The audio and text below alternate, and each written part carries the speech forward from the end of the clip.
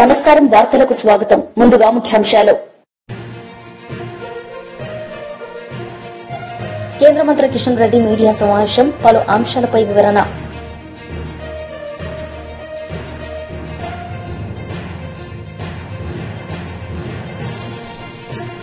Congress leader media సమావేశం MP Raghunandan రావుపై fire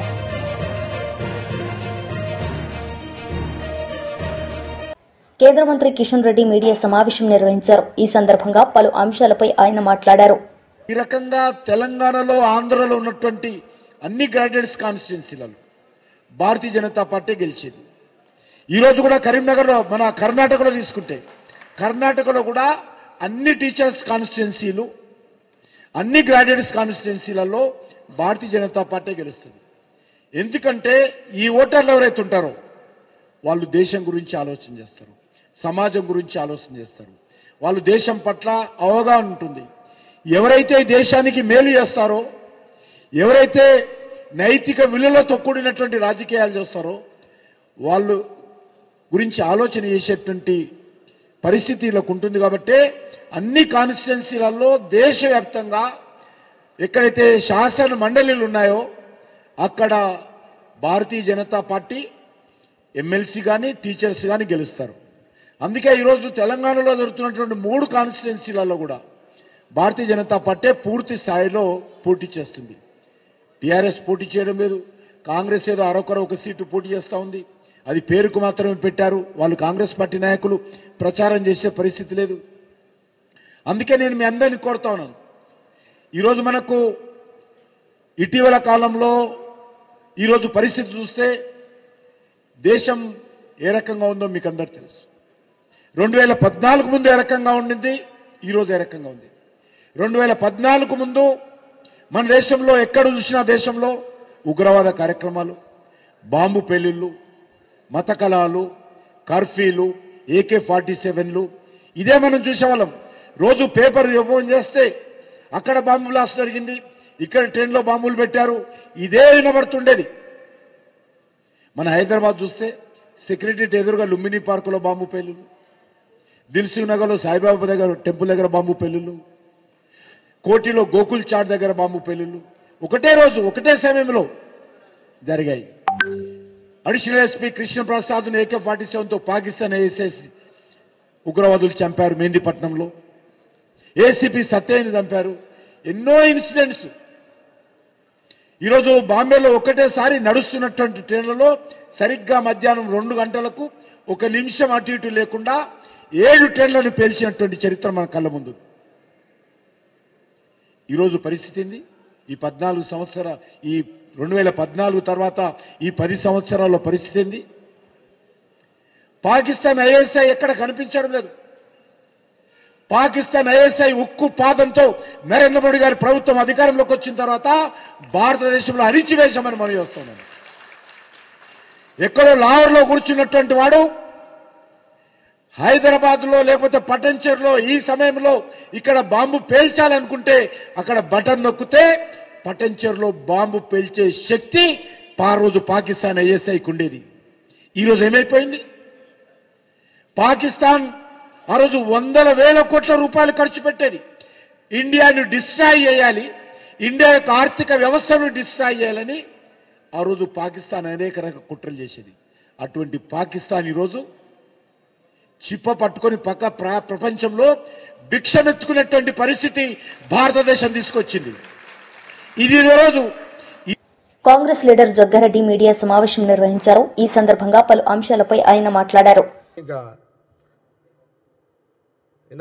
ఇవన్నీ లా పుస్తకాలు ఉన్నాయి, ఈ పంచులు పుస్తకాలు డిక్షనరీలు ఉన్నాయి, ఇవన్నీ లైవ్ పుస్తకం అలాగుంటుంది బాబు. ఎంపీ రఘునందన్ ఇంకా కాలే ఇంకా స్టార్ట్ అయ్యేంతా మీ టీవీలో ఎంత ఇస్తారో నాకు తెలియదు, కానీ చెప్తున్నా ఇంకా చాలా ఉంది బాబు. ఓకే, నేను అన్న ఏమంటావు జగ్గా, మరి ఏం చెప్పు అన్నాడు. అన్న ఇప్పుడు నాకేం అర్థమైతే లేదు, కానీ నేనైతే వద్దన్నా, నేను ఇప్పుడు కొనుక్కునే పరిస్థితులు కూడా లేను. అంటే కొనుక్కునే పరిస్థితి అంటే రాజశేఖర రెడ్డి గారు నడిచి ఇచ్చేటోడేమో, నాతో లేకపోవచ్చు పైసలు, కొనుక్కుంటానా పైసలు ఇవ్వన్నా అన్నా కూడా ఆయన ఇచ్చిన కొనే లోపల నెల పోతుంది కదా. ఇప్పుడు రాజశేఖర రెడ్డి గారు అన్న ఈయన పైసలు కొనుక్కుంటా అన్నారని ఇస్తుండే, కానీ ఆయన రేపు తీసుకోపో కొనుక్కోపో అంటుండేనేమో, కానీ నేను కొనే లోపల ఆడమ్మే లోపల నెల అవుతుండే కదా. అన్న ఇప్పుడు ఏమొద్దన్నా, నాకు కొనుడు వద్దు, ఏమొద్దు, నువ్వు డిక్లేర్ చేసే అన్న ఇప్పుడే అసెంబ్లీలో అని చెప్పేసిన. ఇక నా డిసిషన్ అయిపోయింది రాజశేఖర రెడ్డి గారి దగ్గర. కాగానే వీళ్ళందరూ వచ్చారు, దానం నాగేందర్ బాయిసాబు, మన ముఖేష్ అన్న, మేడం సబితా ఇందర్ రెడ్డి గారు, ఇంకా ప్రభాకర్ రెడ్డి ఎమ్మెల్సీ అంతా, ఇవన్నీ మొత్తం తోపులే కదా ఇవన్నీ, హైదరాబాద్ తోపులు ఇవన్నీ. అంటే తోపు మీన్స్ బలమైన నాయకత్వం కదా కాంగ్రెస్ వీళ్ళంతా. వీళ్ళందరూ వచ్చారు, రాగానే అన్న ఇట్లా మాకు ఇయ్యన్న సిటీకి అన్న అడిగారు. రాజశేఖర్ లే జగ్గకి మాట ఇచ్చేసిన, సంగారెడ్డి డిక్లేర్ చేసేస్తున్నా, చలో అని అసెంబ్లీకి వచ్చి లోపలికి వచ్చాడు. రాగానే సీఎం గారు మైక్ తీసుకొని రాజశేఖర్ తీసుకొని ఇక ఆయన సంగారెడ్డికి ఐఐటి అని డిక్లేర్ చేసేసి, ఐఐటి డిక్లేర్ చేసిన తర్వాత ఆ రోజు 5 లక్షల ఎకరానికి పట్టాభూమి ఉంటే ఈరోజు 6 కోట్లు 7 కోట్లు 8 కోట్ల ఎకరా భూమి ఇప్పుడు ఆడ. ఒకటి ఇప్పటి వరకు కంది ప్రాంతంలో దాదాపు ఒక 500 మంది కాంట్రాక్ట్ బేస్ కింద పనులు చేస్తున్నారు. ఇంకా అది ఇంకా పూర్తి కాలే, పూర్తి అయ్యే వరకు ఇంకా 500 మంది అటో ఇటో కంది, చిమ్నాపూర్, చెర్యాల, ఎద్దుమైలారం, లేకపోతే సంగారెడ్డి చుట్టుపక్కల గ్రామాలలో అవుతుండే తాండలు, లంబర్ తాండలు ఉన్నాయి. అన్ని ఊర్లలోకించి కూడా ఎంప్లాయ్మెంట్ తీసుకునే దాంట్లో ఐఐటి డైరెక్టర్ ఎప్పుడు సురుకలు పెడుతూనే ఉంటారు డైరెక్టర్కి. విన్నారా? కొంత ఈ మధ్యలో బీజేపీ గవర్నమెంట్ వచ్చినాక ఐఐటిని పట్టించుకోవడం బంద్ చేసింది. అసలు కథ ఇది ఉంది. ఐఐటి ఇన్స్టిట్యూషన్ని డబ్బులు ప్రభుత్వం సహకరించి దాన్ని డెవలప్ చేసే ప్రక్రియ బంద్ అయిపోయింది. అయితే ఇప్పుడు ఇంకొక ఉదాహరణ చెప్తా మీకు. దాదాపు ఒక 30 సంవత్సరాల క్రితము బాంబే బార్డర్లో, అది ఎక్కడో ఐఐటి అక్కడ చేయడం జరిగింది. అక్కడ ఐఐటి ఇచ్చారు. అక్కడ బాంబే ఐడియా ఉందా హరి నీకేందన్నా? ఏ ప్రాంతం అన్నది? పోవై అంటే బాంబేకి ఎన్ని కిలోమీటర్లు? బాంబేకి ఎంత? అవుట్స్కర్ట్స్లో ఉంటుంది. ఆ రోజు ఆ 30 ఏళ్ళ కిందట బిఫోర్ ఇచ్చిన ఐఐటి బాంబే పేరుంది పోవై దగ్గర, అది అడవి. 15 సంవత్సరాల తర్వాత అది మహానగరం అయిపోయింది. అది గ్రేటర్ ముంబై. అది మాజీ మంత్రి దేవినేని ఉమామహేశ్వరరావు మీడియా సమావేశం నిర్వహించారు. ఈ సందర్భంగా పలు అంశాలపై ఆయన మాట్లాడారు.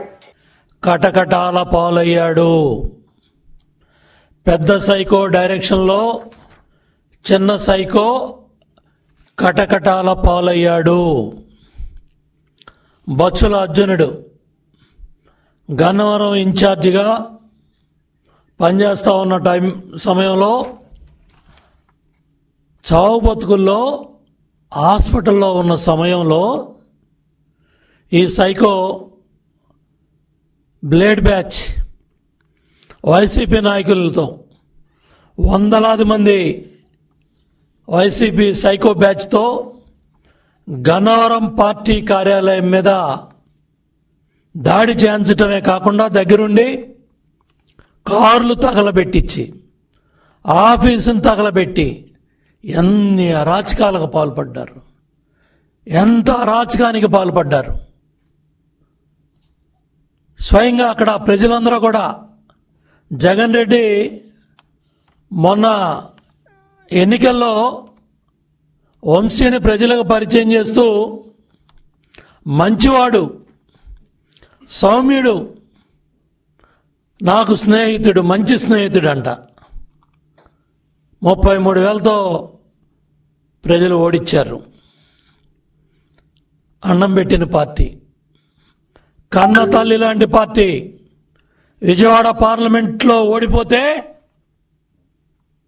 నీకు రాజకీయ భిక్ష పెట్టి గన్నవరంలో తెలుగుదేశం పార్టీ కార్యకర్తల నాయకుల కష్టంతో శ్రమతో గెలిచి 2 సార్లు పార్టీ కార్యకర్తలకి నాయకులకి వెన్నుపోటు పొడిచి శ్రేరంగ నీతులు చెప్తావా? నువ్వు చేసిన అరాచకాలు, నువ్వు చేసిన దోపిడీ, భూ కబ్జాలు, విమానాశ్రయం బాధితులు, అక్కడ భూములు ఇచ్చిన బాధితులు వాళ్ళ భూములు కూడా కొల్లగొట్టి గ్రావులు అమ్ముకున్నావు. సెంటు పట్టా పేరుతో పేదవాడికి ఇచ్చిన పొలం కూడా 10 లక్షలది 50 లక్షలకి ప్రభుత్వానికి అంటగట్టి మళ్ళీ మెరక పేరుతో 100 కోట్లు దోపిడీ చేశావు. పోలవరం మట్టి, పట్టిసీమ కాలవ, పందికొక్కుల్లాగా నువ్వు నీ అనుచరులంతా కూడా దోచుకున్నారు. బ్రహ్మలింగం చెరువు, దేవుడు బొమ్మలు కూడా, అక్కడ దేవుడు విగ్రహాలు, పురాతనమైన దేవాలయం. హైకోర్టు కూడా చివాట్లు పెట్టి మొట్టికాయలు వేసింది మీకు. ఆ బ్రహ్మలింగం చెరువు మట్టి, ఆ పోలవరం గట్లు మట్టి, పట్టిసీమ కాలువలో పోలవరం రైట్ కెనాల్ గ్రావెలు పందికొక్కుల్లాగా 100 కోట్లు దోపిడీ చేశారు. ఇవన్నీ కూడా విజిలెన్స్ ఎంక్వైరీలో ఇమ్మీడియట్గా కేసెస్ బుక్ చేయాలా? ఇటువంటి అరాచక శక్తులు, ఇటువంటి సైకోలు, ఇటువంటి దోపిడీ కార్యక్రమాలు చేసేవాళ్ళు ప్రజా జీవితంలో ఉండటానికి అనర్హులు. మీ పాపం బద్దలై ఫిర్యాదుదారుణ్ణే కిడ్నాప్ చేసి సాక్ష్యాలు చెప్పిస్తావా? చట్టం అంటే గౌరవం లేదు, వ్యవస్థలంటే గౌరవం లేదు. పెద్ద సైకో జగన్ అయితే చిన్న సైకో వంశీ. ఇదా నీ 2.0? ఇదా నీ అరాచకాలు? ఆ పాపాల ఫలితమే నీ అరెస్ట్ వంశీ. చట్టబద్ధంగా అర్ధరాత్రి పూట పోలీసులు గోడలు దోకలా, కరోనా సమయాల్లో డైఫర్లో నేచర్ కాల్కి వెళ్ళమని చెప్పలా పోలీసులు, లేకపోతే కొల్లు రవీంద్రనాథ్ అరెస్ట్ చేసి తప్పుడు కేసులు పెట్టి 70-80 రోజులు జైల్లో పెట్టలా, అక్రమ ఇవన్నీ చేయించావు. నరేంద్రని కరోనా టైంలో చేయించావు, అచ్చెన్నాయుడిని ఫైల్స్ ఆపరేషన్ అప్పుడు చేయించావు. ఇవాళ సంకల్ప సిద్ధి, ఎన్ని కోట్ల కుంభకోణం అది కూడా బయటికి రావాలా? అరే పుచ్చలపల్లి సుందరయ్య గారిని ప్రాతినిధ్యం వహించిన నియోజకవర్గం గన్నవరం. అటువంటి నియోజకవర్గంలో నువ్వు చేసిన పాపాలు, కుట్రలు. టీడీపీ లీడర్ జవహర్ మీడియా సమావేశం నిర్వహించారు. ఈ సందర్భంగా పలు అంశాలపై ఆయన మాట్లాడారు. లేదనేది ఆయన ఒక హిస్టరీ చూస్తే తెలుస్తా ఉన్న పరిస్థితి. అధికారంలో ఉన్నప్పుడు ఆయన బాడీ లాంగ్వేజ్ కూడా ఒక నేరస్తుడు ఏ విధంగా అయితే బాడీ లాంగ్వేజ్ ఉండాలో అదే విధమైనటువంటి బాడీ లాంగ్వేజ్ ఉన్నటువంటి వ్యక్తి వంశీ. ఎందుకంటే వంశీ ఒక సత్యవర్ధన్ ఇష్యూలనే కాదు, అనేకం తవ్వితే వంశీ మీద పాత్రలో పెట్టినటువంటి కేసులన్నీ బయటికి తీసుకొస్తే బోల్డ్ కేసులు వంశీ మీద పెట్టాల్సినటువంటి అవసరం ఉంది. ఒక నేరస్తుడు ఏదో ఒక చిన్న లూప్ అన్న లేదంటే చిన్న సాక్ష్యాన్ని అయినా వదిలి వెళ్తాడంటానికి ఈ సత్యవర్ధన్ కేసే ఉదాహరణ. సత్యవర్ధన్ అనే ఒక దళిత బిడ్డ తెలుగుదేశం పార్టీ ఆఫీసులో ఆపరేటర్గా పనిచేస్తూ ఉంటే ఆ రోజు దాదాపుగా 80-100 మంది చేత దౌర్జన్యం చేసి ఏ విధంగా కార్లు పగలగొట్టి కంప్యూటర్లు పగలగొట్టి విధ్వంసాన్ని సృష్టించి, అసలు విధ్వంసం సృష్టించాల్సినటువంటి అవసరం వంశీకి ఏముందని ఒకసారి ఆలోచన చేస్తే కేవలం తాడేపల్లి ప్యాలెస్లో తన బాస్ సైకోని ఏదైతే సంతృప్తి పరచడానికి మాత్రమే చేశాడు తప్ప వంశీ గన్నవరంలో తెలుగుదేశం కానీ తెలుగుదేశం పార్టీ శ్రేణులు కానీ ఏ రోజు అన్యాయం చేయాలి. ఆయన ఎప్పుడు నిలబడ్డా కానీ ఆయన ముఖం చూసే ఓటేలే. తెలుగుదేశం పార్టీ ఇచ్చినటువంటి మ్యాండేట్ని బేస్ చేసుకునే వంశీని గెలిపించారు తప్ప వంశీకి ఎక్కడా కూడా తెలుగుదేశం అన్యాయం చేయలేదనే విషయం వంశీకి కూడా తెలుసు. కానీ తెలిసిన తర్వాత ఎవరినో సంతృప్తి పరచడానికంటే ఆయన ఎవరిని సంతృప్తి పరచాలంటే సైకో నైజం ఉన్నటువంటి వ్యక్తులు, సైకో పిల్ల నైజం ఉన్నటువంటి పిల్ల సైజు ఉన్నటువంటి వ్యక్తులు ఏ విధంగా వ్యవహరిస్తారనేది మనం గన్నవరం తెలుగుదేశం పార్టీ ఆఫీస్ మీద దాడిని మనం చక్కగా వివరణ చేస్తే ఇదే అర్థమవుతా ఉంది. కేవలం అతనికి ఎటువంటి అన్యాయం చేయనటువంటి తల్లి లాంటి తెలుగుదేశం మీద ఆయన దాడి చేసి ఆ దాడిలో కేసులు పెట్టిన తర్వాత తప్పించుకోవడానికి అక్కడ కంప్యూటర్ ఆపరేటర్గా ఉన్నటువంటి సత్యవర్ధన్ ఒక దళితుడు, ఏమి చేయలేనివాడు, అశక్తుడు, అలాంటి వ్యక్తిని కిడ్నాప్ చేసి బలవంతంగా బెదిరించి ఎస్సీ ఎస్టీ కోర్టు దగ్గరకు వచ్చి ఆ యొక్క విత్డ్రా చేసుకోవటం అంటే ఆ చిన్నది లాజిక్ ఎందుకు మిస్ అయ్యాడు వంశీ? ఎందుకంటే అతను నేర ప్రవృత్తి అదే ఆయనకు అలవాటు, ఆయన పూర్తిగా తెలుసు ఏ విధంగా దీన్ని హ్యాండిల్ చేయాలనేది వంశీకి తెలిసినంతగా మిగతా వాళ్ళు ఎవరో తెలియదు. కానీ దురదృష్టం ఏంటంటే వంశీ దురదృష్టం ఇదంతా కూడా మళ్ళీ తిరిగి మాకు తెలుస్తుంది, మేము తిరిగి సత్యవర్ధన్ మేము కాపాడుకుంటాం, ఆ కుటుంబం బయటకు వచ్చేస్తుందనే ఒక చిన్న ఇది లేకుండా పోయింది. ఎందుకంటే భారతదేశ స్వతంత్రం వచ్చిన తర్వాత అంబేద్కర్ గారు పెట్టిన భిక్ష వల్ల ఈరోజు సెక్షన్ 3 కానీ రాజ్యాంగ ప్రొటెక్షన్ కానీ దళితులు ఎంత అనాసక్తులైనా సరే, ఏ ఆధారం లేని వారైనా సరే, వాళ్ళ అమాయకులైనా సరే వాళ్ళకి రక్షణ కవచంగా ఉండేటటువంటి రాజ్యాంగం ఒకటి ఉంది. ఆ రాజ్యాంగం ద్వారా దళితులు కాపాడబడతారు. అదేవిధంగా తెలుగుదేశం పార్టీలో చంద్రబాబు నాయుడు గారి నాయకత్వంలో పరిపాలన సాగిస్తున్నటువంటి ఆంధ్రప్రదేశ్లో దళితులకు అండ ఉంటుందనే విషయాన్ని మర్చిపోయి సత్యవర్ధన్ని కిడ్నాప్ చేయడం అనేది చూస్తూ ఉంటే బరితెగింపు అనేది ఏ స్థాయికి వెళ్ళింది అనేది మనం అర్థం చేసుకోవచ్చు. ఎందుకంటే ఆయన మట్టిలో కొట్టాడు, పొలాల్లో కొట్టాడు, దేవుడు భూములు చేశాడు. ఒక ఊరు ఒక వాడని కాదు, గన్నవరం నియోజకవర్గం తన సంస్థానంగా చూసి జగన్మోహన్ రెడ్డి ఏ విధంగా అయితే రాష్ట్రాన్ని దోచుకున్నాడో. ఎమ్మెల్యే కాసు మహేష్ రెడ్డి మీడియా సమావేశం నిర్వహించారు. ఈ సందర్భంగా పలు అంశాలపై ఆయన మాట్లాడారు. ఇల్లు లేని వాళ్ళకి పట్టాలు ఇవ్వటం, మొట్టమొదటిసారి తాగునీరు శుద్ధి చేసిన కృష్ణా నీళ్లని 75 సంవత్సరాల స్వతంత్ర భారతదేశ చరిత్రలో పిడుగురాళ్ల మున్సిపాలిటీకి అందించాం జగన్మోహన్ రెడ్డి గారు ముఖ్యమంత్రిగా ఉన్నారు. మరి ఈ కోణంలో పిడుగురాళ్ల మున్సిపాలిటీ 33 వార్డులు ఉంటే చైర్మన్ గా సుబ్బారావు గారిని, ఆర్యవైశ్యుడిని, వైస్ చైర్మన్లు కూడా ఓసీలు వస్తే ఒక దాంట్లో ముక్కంటి గారు ఎస్సీ, ఒక దాంట్లో జిలానీ ముస్లింని నామినేట్ చేశాం ఆ రోజు కౌన్సిలర్స్ నుంచి. దురదృష్టకరం, ఎలక్షన్ అయిన తర్వాత మొన్న లోకల్ మన జనరల్ బాడీ అయిపోయిన తర్వాత, జనరల్ ఎలక్షన్స్ అయిన తర్వాత మన వైస్ చైర్మన్ ముక్కంటి గారు చనిపోవటం, అది ఖాళీ రావటం అందరికీ తెలిసిన విషయమే. పోయిన నెలలో ఎలక్షన్ పిలిచారు ఎలక్షన్ కమిషన్. 33 కౌన్సిలర్స్ లో 32 మంది వైఎస్ఆర్సీపీకే ఉన్నారు, ఒకటి తెలుగుదేశం మారారు ఎలక్షన్ ముందు. ఈ 32 మంది కూడా మాతోనే ఉన్నారు.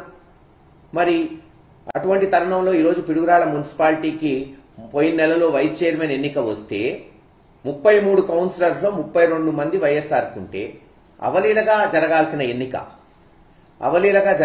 ఎన్నిక. కానీ ఆ రోజున కౌన్సిలర్స్ అందరూ వైస్ చైర్మన్ ఎన్నుకోవడానికి పోతే అధికారులను బెదిరించి వాళ్ళ చేత పోస్ట్పోన్ చేయించారు ఎన్నికని. అధికారులు కూడా ఎలా ఉన్నారంటే వాళ్ళు రాస్తారు, బీఫామ్ ఇవ్వలేదు కాబట్టి టైంకి పోస్ట్పోన్ చేస్తారంట. బీఫామ్ ఇవ్వకపోతే నామినేషన్ క్యాండిడేట్ ఇండిపెండెంట్ అవుతాడు, బీఫామ్ ఇవ్వకపోతే ఎలక్షన్ పోస్ట్పోన్ చేయాలని లేదు. అంటే వాళ్ళకి రాయటం కూడా చేతకాల, ఎందుకు పోస్ట్పోన్ చేస్తున్నాం అనేది. దాన్ని బట్టి అర్థమవుతుంది ఎలా ఒత్తిడి ఉంది తెలుగుదేశం నాయకుల గురించి. స్థానిక ఎమ్మెల్యే ఎరపతినేని శ్రీనివాసరావు గారి దగ్గర నుంచి మరుసటి రోజు చేశారు. మరుసటి రోజు మళ్లీ కౌన్సిలర్స్ పోవాలంటే ఇంకా ఎలాగూ పోస్ట్పోన్ చేయలేమని కౌన్సిలర్స్ ని కిడ్నాప్, దాదాపు 10-12 మందిని పోలీసులను కిడ్నాప్ చేయటం ఎంత విడ్డూరం అంటే, ఎట్టుందంటే దొంగతనం చేస్తే దొంగల్ని పట్టుకోమని పోలీసుల దగ్గరికి పోతాం, పోలీసులే దొంగతనం చేస్తే ఎవరి దగ్గరికి పోవాలా జనం, అలా ఉంది. పోలీసులే కిడ్నాప్ చేశారు కౌన్సిలర్స్ ని. ఆ రోజు అందరి వాయిస్లు, వీడియో రికార్డింగ్లు, ఆడియో రికార్డింగ్లు నేను పెట్టడం జరిగింది. మళ్ళీ ఆ రోజు పోస్ట్పోన్ చేశారు. మళ్ళీ రేపు సోమవారం ఎన్నికలు వచ్చినాయి. నేను నిన్న కౌన్సిలర్స్ అందరినీ పిలిచాను, ఏం చేద్దాం అబ్బాయి, మరి ఎన్నిక వచ్చింది, ప్రజాస్వామ్యంలో ఎన్నికలు వస్తేనే కదా పాలు పంచుకునేది, ఎవరిని నిలబెట్టుకుందామని. చాలా మంది కౌన్సిలర్స్, సార్ పరిస్థితులు బాలేవు, పోలీసులే మా మీద కేసులు పెడుతున్నారు, కిడ్నాపులు చేస్తున్నారు. ఎలా? మేము తెలుగుదేశం వాళ్ళతో పోరాటం చేయగలుగుతాం, కానీ పోలీసులతో ఎలా పోరాటం చేయాలి? మేము ఎలా ఈ సమస్యకి అసలు పరిష్కారం ఎలా అని వాళ్ళు అంటున్న తరుణంలో కొంతమంది ఊరు వదిలిపెట్టి పోవటం, కొంతమంది 3 రోజులు బయట ఉండి ఆ రోజు వస్తామనటం, అసలు ఎన్నిక జరిగిద్దో జరగదో పరిస్థితులు ఎట్లుంటాయో అన్న తరుణంలో సరే మళ్ళీ ఆదివారం కూర్చొని ఒక నిర్ణయానికి వద్దాం అనుకున్నాం. ఈ లోపల యథావేచ్ఛగా మళ్ళీ తెలుగుదేశం నాయకులు బెదిరింపులు, మళ్ళీ పోలీసులు కిడ్నాప్. ఈరోజు చూశారు మీరందరు వీడియో కూడా. మహిళ, మా కౌన్సిలర్ భార్య నైట్ ఈ వీడియో అఫ్కోర్స్ అందరికీ చేరింది, ఆమె వాయిస్ వినపడింది.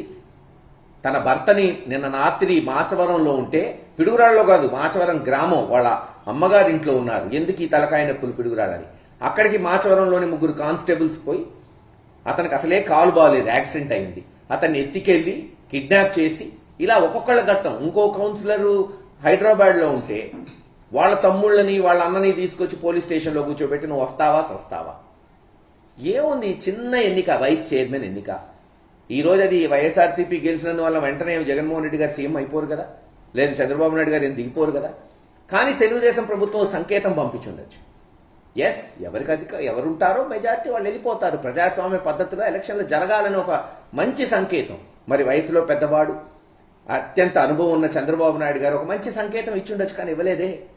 చిన్న ఎన్నికను కూడా మేము రాజకీయం చేస్తాం, వదలం, భయభ్రాంతులు చేస్తాం, డబ్బులు ఇచ్చి కొంటాం ఎట్టా. బీఆర్ఎస్ లీడర్స్ మీడియా సమావేశం నిర్వహించారు. ఈ సందర్భంగా పలు అంశాలపై ఆయన మాట్లాడారు.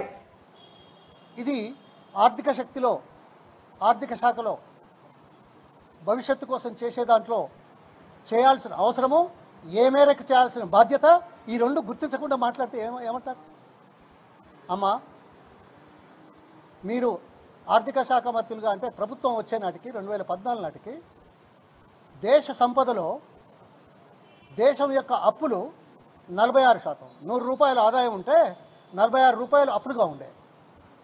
ఇప్పుడు ఏ ముఖం పెట్టుకొని ఈరోజు 100 రూపాయల ఆదాయానికి 85-84 రూపాయల అప్పులు తీసుకున్నారు కదా, దీనికి సమాధానం ఎలా చెప్తారు? అప్పులు పెరిగినంత మాత్రాన బాగాలేవని చెప్పే స్థితిలో ఉంటే రాష్ట్రం, తెలంగాణ రాష్ట్రం, ప్రత్యేక రాష్ట్రం ఏర్పడిన తర్వాత ఈరోజు 11-12 రాష్ట్రాల కంటే మెరుగైన, 12 కాదు, ఇది 11వ రాష్ట్రం. 11వ రాష్ట్రం అంటే 29 అంటే 18, ఒక 7, 25 ప్రాంతాల రాష్ట్రాల ఆర్థిక స్థితిగతుల కంటే మెరుగైన స్థితిగతులు ఉన్నాయని కేంద్ర ప్రభుత్వము, సిఏజీ, తర్వాత విదేశీ సంస్థలు ఇచ్చిన జ్ఞాపకాలు అంటే రిపోర్ట్స్ లేవా? నా దగ్గర ఉన్నాయి, పంపించమంటారమ్మా? నేను పంపిస్తాను. మీరు చెప్పిందే, మీ ప్రభుత్వాలు చెప్పినాయి. 29 రాష్ట్రాలు, 6-7 కేంద్రపాలిత ప్రాంతాలు, 36లో 11 రాష్ట్రాల కంటే మెరుగైనది ఎంతో తెలుసా? 100 రూపాయల సంపద అయితే 27 రూపాయల అప్పులే ఉన్నాయి. మీరు దేశంలో 100 రూపాయల సంపదకు 85 రూపాయలు అప్పు చేసిన చరిత్ర కలిగిన వాళ్ళు ఏం ముఖం పెట్టుకొని మాట మాట్లాడతారు? ఇది ప్రజలను తప్పు పట్టి చేయడానికే కదా, మోసం చేయడానికే కదా, బాగాలేదని చెప్పడానికే కదా. రాజకీయాలు ఐ అండర్స్టాండ్, బట్ రాజకీయాలు ప్రజలను తప్పుదో పట్టించడానికి కాకుండా ప్రజలను మేల్కొల్పే విధంగా, ప్రజలను చైతన్యపరిచే విధంగా, పర్ఫార్మెన్స్లు బాగుండే విధంగా చేసేదాంట్లో వాడుకోవాల్సిన దీన్ని మీరు వేరే కోణంలో మాట్లాడుతున్నారు. ఏమమ్మా, ఇక దేశానికి సంగతి చెప్పాను, రాష్ట్రం సంగతి చెప్పాను. ఇదిగో ఇది ప్రపంచంలో ఉన్న దేశాల అన్నిటి యొక్క ఆర్థిక స్థితిగతి. ఆ దేశం యొక్క సంపదకు, ఆ దేశం చేసే అప్పులకు ఓ నివేదిక ఇస్తాను. పంపమంటారా? చూస్తారా? మీరెక్కడో ఈ దేశాన్ని కొల్లగొట్టిపోయిన వాళ్ళ దేశంలో చదువుకొని ఏదో బాగా చేస్తున్నారని మాట్లాడుకునే వాళ్ళు, మాలాంటి వాళ్ళు ఇసుక మీద ఆలు నేర్చుకున్న వాళ్ళు గ్రామాలలో ఎటువంటి పరిస్థితుల్లో మాకు బాగా తెలుసు. మేమేం ఆర్థిక శాస్త్రం చదవలే, కానీ సామాన్య ప్రజల జీవన ప్రమాణాల గురించి, సామాన్య ప్రజల అవసరాల గురించి ఎంతో కొంత తెలుసుకుంటున్నాం. కాబట్టి ఈరోజు మిమ్మల్ని ప్రశ్నించే హక్కు ఈ ప్రజాస్వామ్యం ద్వారా మాకు వచ్చింది. ఈ తప్పుడు తోలు చేయకండి. ఉన్నాయి, ఇలా సంపన్న దేశాలు ఉన్నాయి, పేద దేశాలు ఉన్నాయి, మధ్యతరగతి దేశాలు ఉన్నాయి, అప్పులు ఉన్నాయి, అభివృద్ధి ఉంది, సగటు ఆదాయం ఈ దేశంలో. తెలుసా ఎలా పెరుగుతుంది? ఎలా పెరుగుతుంది? అభివృద్ధి అయితేనే కదా. సగటు ఆదాయం ఏ స్టేజ్లో ఉంది? మనం 4 రాష్ట్రాల కంటే 5వ రాష్ట్రంగా ఉన్నాం 35 ప్రాంతాలలో. ఆ 4 రాష్ట్రాలు కూడా ఏవి? ఒకటి గోవా ఉన్ను, ఇంకోటి అండమాన్ ఏదో ఉన్నట్టున్నది. ఆ తర్వాత ఢిల్లీ ఉన్ను మన పంజాబ్ క్యాపిటల్. వార్తలు ముగించే ముందు ముఖ్యాంశాలు మరోసారి. కేంద్ర మంత్రి కిషన్ రెడ్డి మీడియా సమావేశం, పలు అంశాలపై వివరణ.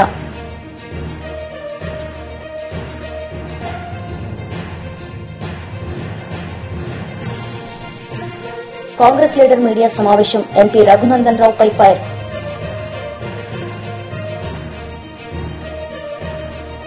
ఈ వార్తలు ఇంతటితో సమాప్తం. తిరిగి ప్రసారమయ్యే వార్తల్లో మళ్లీ కలుద్దాం. అంతవరకు సెలవు. నమస్తే.